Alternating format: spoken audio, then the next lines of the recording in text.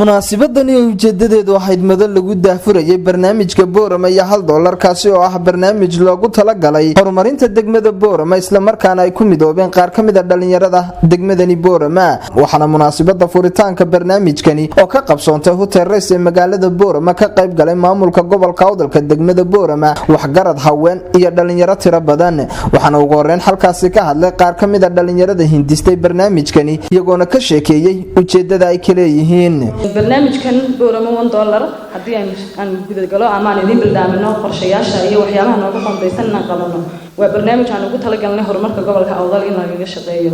horumarka gobolka Awdal markaan idhaahno wax badan baa soo galaya waxaan aan ka shaqeynaa caafimaadka waxaad oranaysaa wasaaradda caafimaad baa jirta laakiin ma oranayna shaqada wasaaradda caafimaadka qabanayna laakiin baahiyaha kale ee gobolka ee caafimaadka ka soo hari kara ama aan la shaqeyn karno wasaaradda caafimaadka inaan ka shaqeyno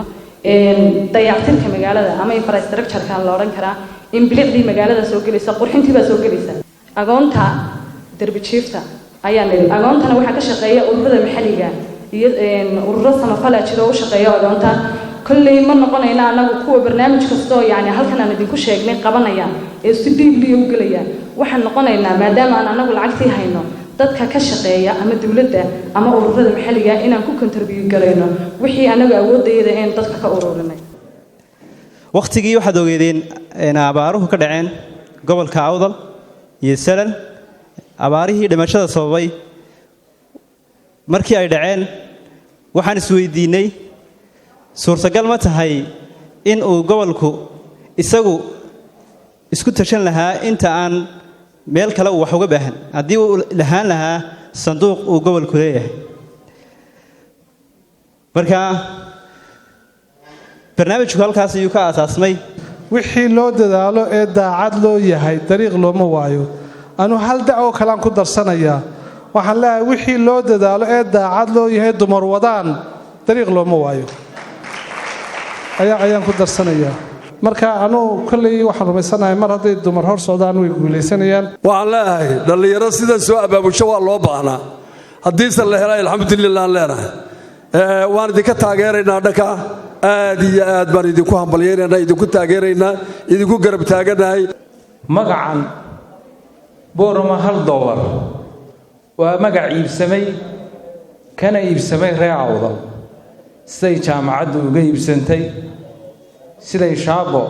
ay u iibsantay anagu telesom baanahay sideedaba anagu waxaan ka mid nahay bulshada kolbaan ka shaqeysano diyaar waxaan inahay inaan jeebkayga inaga caawino jeebka shirkadda inaan inaga caawino jeebka shaqaalaha inaga caawino hay'adaha aad maqashaan ee United Nations-ku waxa ay wax ku noqdaan waa $1 ama $1/2 ama $1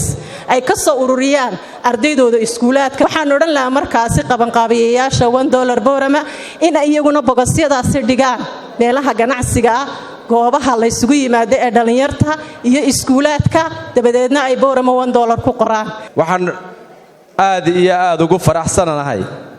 maanta iyadoo barnaamijkii Boorama $1 waqti badan soo jiitamayay aan runtii rajaynayay inuu sanadka cusub la kowsado haddana uu la kowsaday waan ku faraxsanahay in maanta la iba furo